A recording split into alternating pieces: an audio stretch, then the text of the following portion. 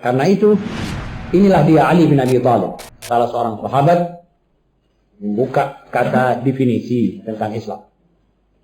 Dia bilang, la ansubanna al-Islam nisbatan lam yansubha ahadun qabli.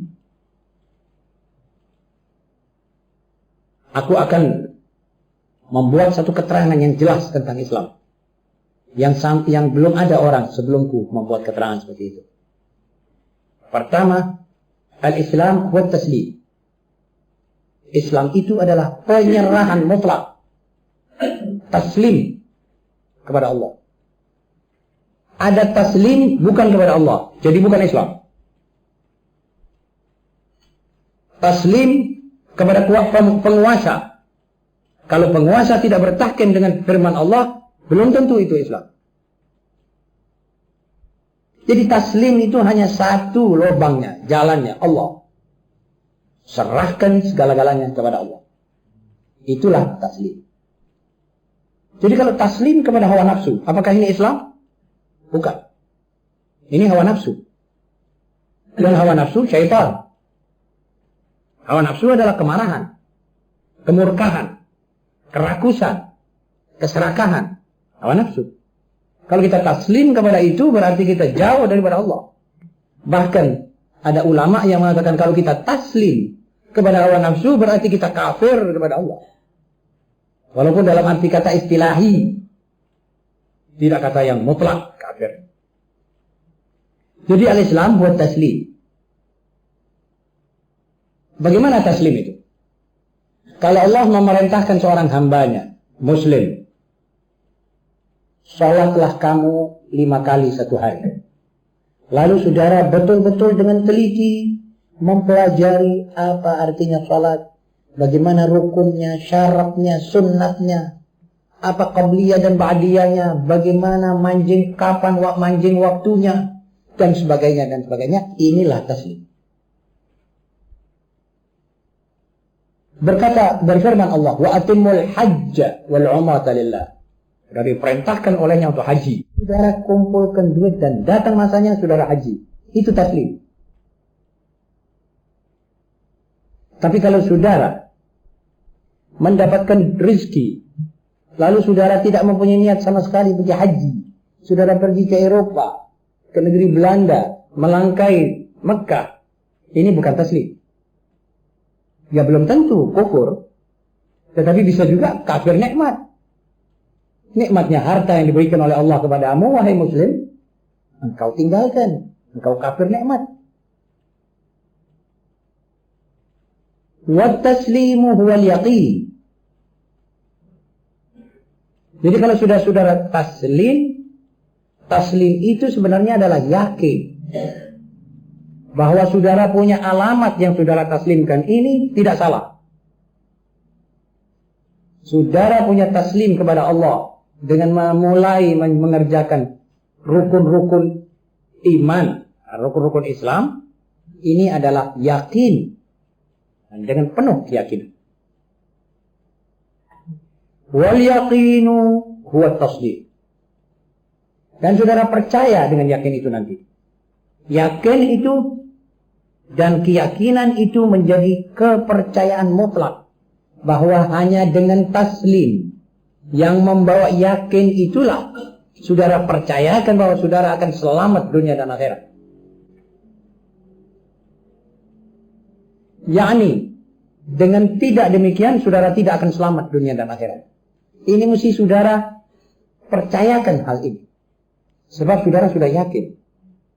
Percayakan, tasdikkan segala akibat dan konsekuensinya kalau saudara tidak demikian. Begitu maksud Sayyidina Ali. Jadi kalau saya melanggar ini, bahwa saya mesti tasdik bahwa saya tidak akan selamat. Dan semua orang begitu. Harus sampai ke situ. Kemudian tasdik ini merupakan ikrar. Menarik kepada ikrar. Seperti tadi saya katakan, apa sebenarnya Islam itu kalau kita ketahui? Bagaimana saudara kalau sholat? Kok disunnahkan pembukaannya itu saudara mengatakan Allahu Akbaru kabira walhamdulillahi katsira Subhanallahi bukratan wa asila. Kemudian wajjahtu wajhiya lilladzi fatara as-samawati wal ard hanifan musliman wa ma ana minal musyrikin. Inna salati wa nusuki wa mahyaya wa mamati lillah. Apa maksudnya? Ini ikrar. Saudara percaya saudara diperintahkan secara wajib salat 5 kali. Kalau saudara baca ini sebagai sunnah, maka saudara berarti saudara berikrar 5 kali tiap hari. Ikrar-ikrar yang bulat. Seperti itu berarti saudara sudah selamat. Itu ikrar harus menjadi ada. Wal ikrar harus mendorong saudara kepada pelaksanaan segala kewajiban dan pelaksanaan meninggalkan maksiat. Jadi al-amalu bil wajibat wal amalu bitarkil ma'asi wal munkarat, ini namanya al-ada. Dan ada wal amal. Pelaksanaan itu menelurkan amalan-amalan yang saleh buat seterusnya. Ma'asyiral muslimin, inilah definisi daripada Islam yang diatur oleh Sayyidina Ali radhiyallahu ta'ala. Yang kedua, dan nanti dalilnya apa contohnya Islam dan taslim, contohnya taslim tadi adalah alinea keempat nanti. Sekarang kita baca yang kedua.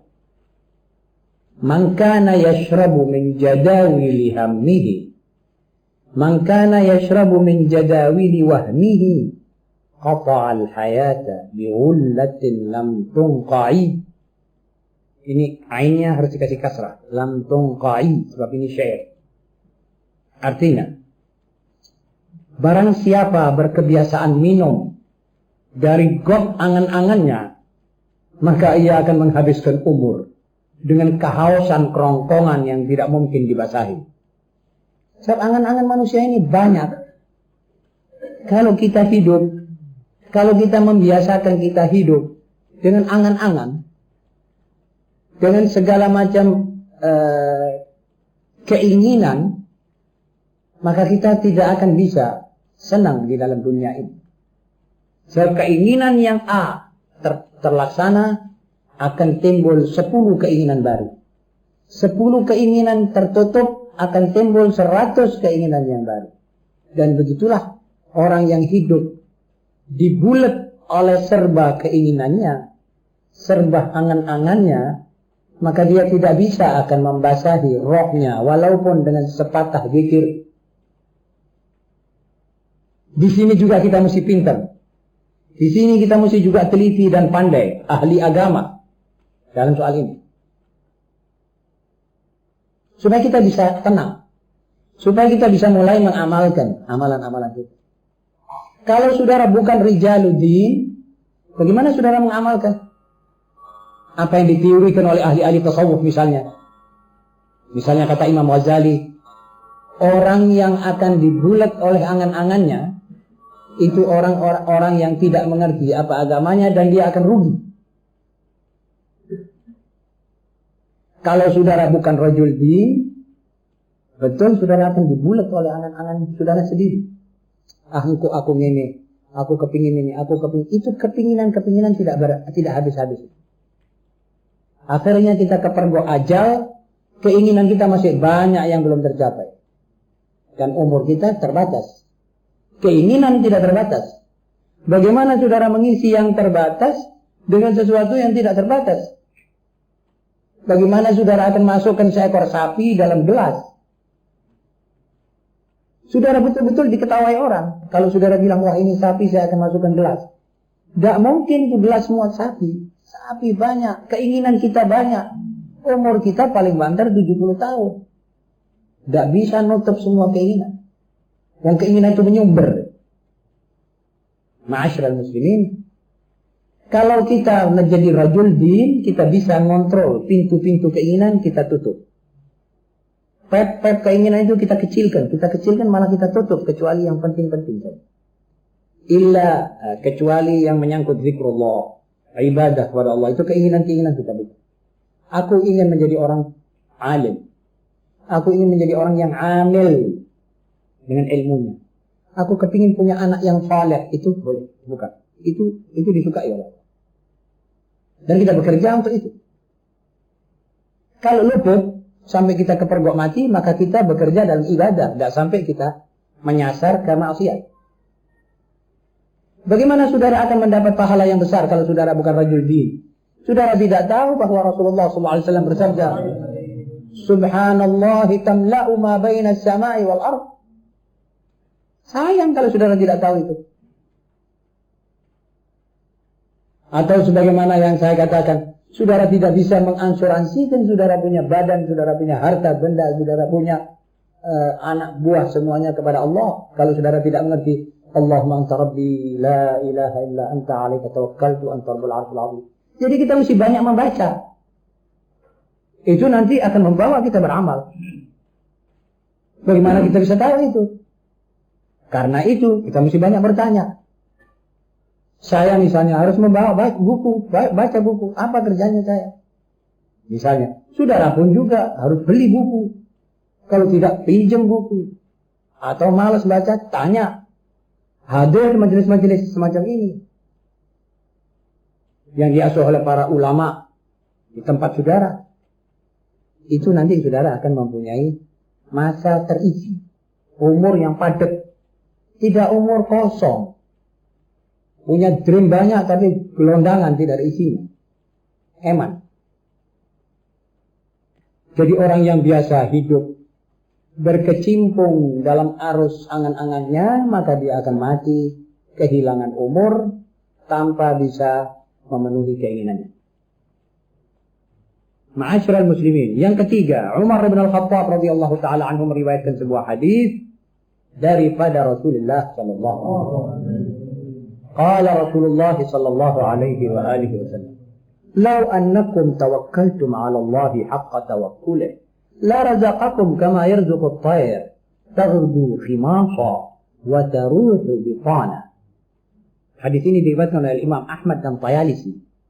Artinya, seandainya kamu ini benar-benar bertawakal kepada Allah, maka Ia akan memberimu rezeki seperti Ia memberi seekor burung yang keluar waktu pagi kosong tempat makannya, tetapi sore ia pulang sudah penuh. Tempat makan itu kalau bahasa Jawa tele. Manuk-manuk yang berterbangan pagi hari keluar dari sangkarnya, hilir mudik, itu telenya masih kosong. Tetapi Rasulullah SAW mengumpamakan bahwa makhluk-makhluk yang sering kita lihat di atas, kadang-kadang saudara melihat jumlah besar seperti sarang burung, berterbangan di waktu pagi itu kosong telenya.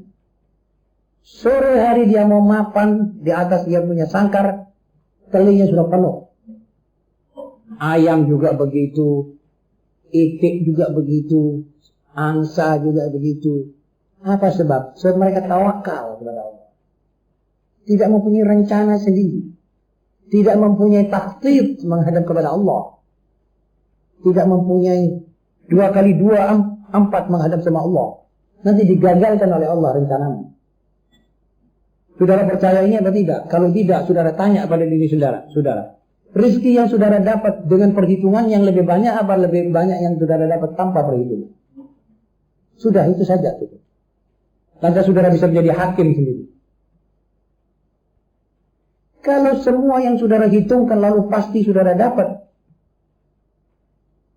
itu sedikit saudara yang itu saudara dapat rezeki. Yang tidak saudara perhitungkan, yang saudara kira tidak begitu matang rencananya, tahu-tahu ada orang membeli, lalu sudah orang beli dan hasil saudara. Girang saudara kembali bawa untung. Girangnya saudara itu lebih banyak karena saudara tidak perhitungkan itu keuntungannya. Tapi yang saudara kira-kira kan perhitungkan, gagal, tak jadi. Lau tawakkaltum 'ala Allahi haqqa tawakkulih la razaqakum kama yarzuqut tayr. Jadi seakan-akan Nabi SAW mengundang kita untuk bertawakal kepada Allah Sebagaimana itu manuk bertawakal. Ya walaupun tidak dinyatakan oleh manuk saya bertawakal kepada Allah, tetapi gayanya dia keluar itu seakan-akan sudah menuju kepada dia punya rezeki. Dan bukan manuk saja sebetulnya, karena ini banyak kita lihat. Sebetulnya setiap makhluk yang kecil, serangga-serangga semuanya begitu. Saudara tahu bahwa laba-laba, apa laba-laba itu bahasa Jawa? Kolomonggo. Kolomonggo itu nanti membuat sarangnya. Lalu dia tinggal diam, sudah membuka diamnya seperti orang membuka bastohnya di pasar. Dia sudah membuka dia punya bastoh, dia duduk di situ. Tiba-tiba nanti ada laron masuk di situ, diambil. Tawakal dia sudah. Seperti itu la ilaha illallah, tukang pancing melemparkan jolonya, sudah dia tunggu saja, tarik dapat. Semakin besar tawakalnya orang tukang jala itu, semakin banyak ikan yang masuk di dalam. Kalau dia pakai menentukan, wah ini di sini ada ikan ini, kita harus cari, akhirnya gagal, tidak dapat ikan. Begitu juga itu hewan-hewan seperti itu. Karena kita sudah lebih mengerti kepada Allah, maka kita harus tawakal kepada Allah. Harus mengerti itu. Ma'asyiral muslimin, yang terakhir. Lamma faqada ahadul awliya'i 'ainayhi. Qal matta'tani bihima zamanan thumma salabtanihima wa abqaita liyal amala fik. Subhanaka ya wadud. Allahu akbar. Ini kata-kata indah sekali. Salah satu orang wali kehilangan mata dua. Artinya jadi buta. Dan dengan hati yang nerima, senang, dia berdialog dengan Allah waktu malam, mengatakan, ya Allah, lama engkau kasih kesempatan aku memakai dua alat oprek ini tadi. Sekarang kau ambil dua-dua. Tetapi engkau tinggalkan harapan baikku kepadamu. Tidak kau cabut juga.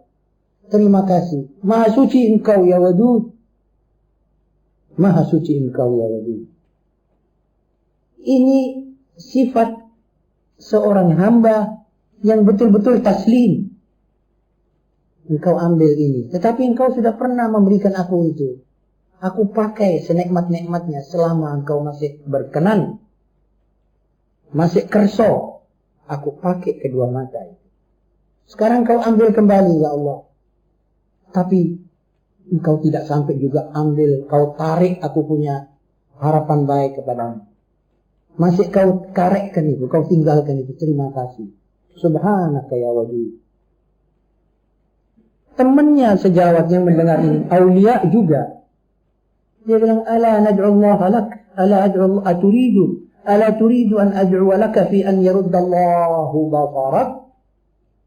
Apa kiranya anda tidak suka kami ikut mendoakan supaya Allah mengembalikan, memelekkan lagi mata anda?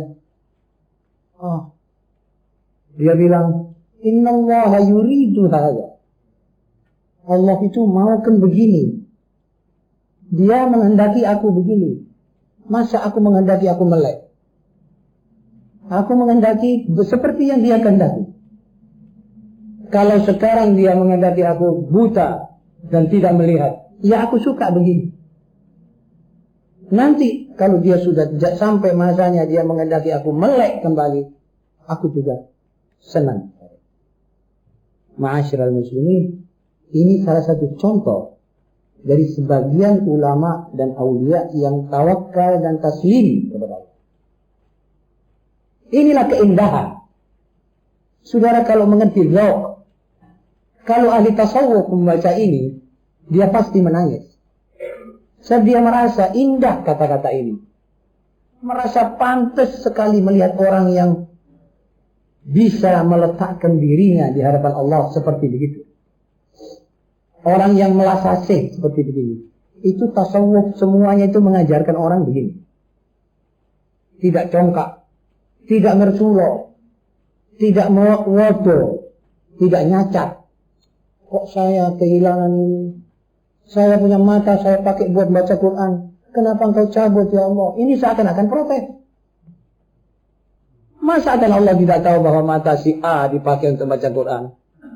Tetapi barangkali karena dicabut matanya, pahala Quran yang akan dia baca 100 abad dikasih gantinya lebih cepat dengan diambil matanya sebentar. Tidak menjadi soal. Ma'asyiral muslimin, buat orang bukan ahli tasawuf akan anggap ini agak janggal. Lalu bertanya, apakah kita tidak diwajibkan berobat? Kami jawab, diwajibkan kita mencari obat. Dianjurkan kita pergi ke tabib yang mengerti masalah mata dan persoalan mata. Tetapi ini contoh seorang hamba yang taslim, yang dia sendiri tidak mempunyai kehendak apa-apa di samping tuannya dan majikannya. Jadi kehendakku sudah saya serahkan bongkoan kepada kehendak majikanku. Itu sebabnya Nabi SAW doa, Allahumma ahyini idza kanatil hayatu khairan li. Ya Allah, hidupkan aku selama engkau melihat hidupku ini ada baik buatku. Tapi ambillah nyawaku kalau engkau sudah melihat bahwa matiku itu lebih baik untukku. Jadi tidak ada seperti orang sekarang, wah saya minta hidup 200 tahun. Saudara-saudara, doakan saya hidup 200 tahun. Dan di dalam riwayat yang lain, hidupkan saya 500 tahun. Inna lillahi wa inna ilaihi raji'un. Kalau sudah 500 tahun, dia menjadi seperti sapu tangan itu sudah tidak bisa diangkat kecuali diatur betul. Kalau diangkat, mungkin coplok kakinya. Buat apa dia mencari hidup seperti itu? Ini ahli tasawuf mencela orang-orang seperti itu. Tapi minta dari kita yang mengerti bagaimana muamalah dengan Allah, supaya kita menyerahkan segala-gala kepada Allah. Bukan berarti menutup akal, menutup pintu ikhtiar. Batas-batas di mana ikhtiar masih bisa kita lakukan, lakukan. Kalau tidak, serah kepadamu ya Allah. Ini arti taslim. Dalam riwayat seperti ini, saudara bisa baca kitab Hilyatul Awliya. Masya Allah, saudara akan dapat banyak cerita seperti itu. Salah seorang nabi sakit 2-3 bulan. Teman-temannya mengatakan, kenapa engkau tidak minta supaya Allah menyembuhkan? Dia bilang, Masya Allah, aku seger bugar 45 tahun. Sekarang aku sakit 6 bulan sudah mesti jerat-jerit. Saya malu kepada Allah. Kok seperti tidak betah kena ujian begini saja. Dia lebih mengerti apa yang disediakan kepada saya. Kalau saya ini sabar. Angkat tangan yang mendengar. Itu taslim. Dan taslim di sini juga sangat mempunyai arti dalam menenangkan seorang hamba. Seorang punya anak, masih lucu-lucunya anak. Tahu-tahu plus mati mendadak. Dia tidak boleh kaget. Dia tidak boleh kaget. Ingat kepada Allah. Siapa yang memberikan aku anak ini? Oh, hanya engkau ya Rabb. Engkau juga yang memberikan. Siapa yang mengambil itu anak? Allah juga yang mengambil. Apakah ada manusia di dunia yang kuat kuasa untuk mengembalikan anak saya ke pangkuan saya? Tidak ada. Sebab yang memberikan menyari kembali. Jadi kita harus taslim. Di sini salah seorang takziah kepada temannya yang kepaten anak kecil. Dia bilang, "Kana al-waladu laka ni'mah, fasara al-ana rahmah."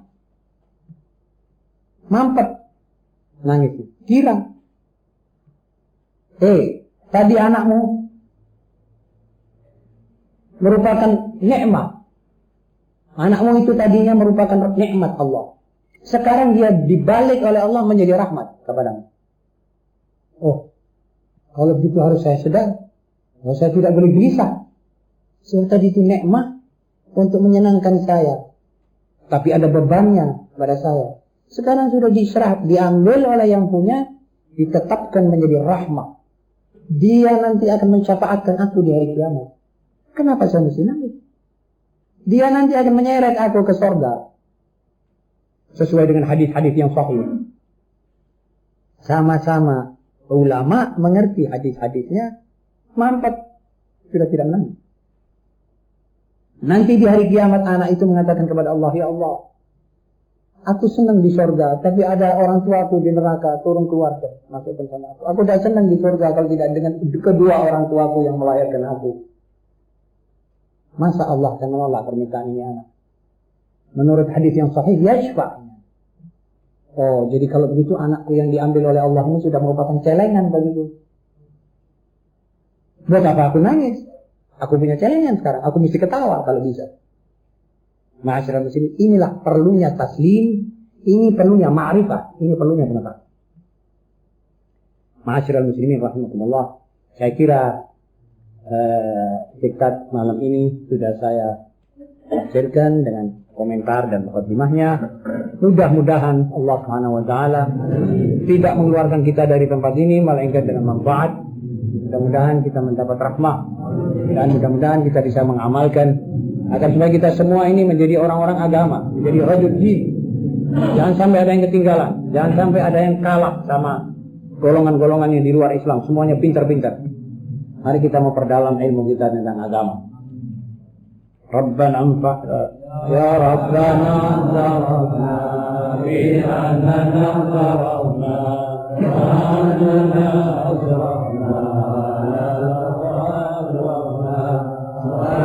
علينا توبة واغفر لكل حوبة واذكر لنا الأراضي وهذه الروادي واغفر لوالدينا واغفر ومولودينا وآل وأزواج المشايخ الإسلامين واغفر لذي محبة واغفر الصحبة والمسلمين أجمعين ربي أجمع وارحم وجودا لنا لسان منا بالمصطفى رسول الله بكل سوء وسلم ربي عليه عند ربي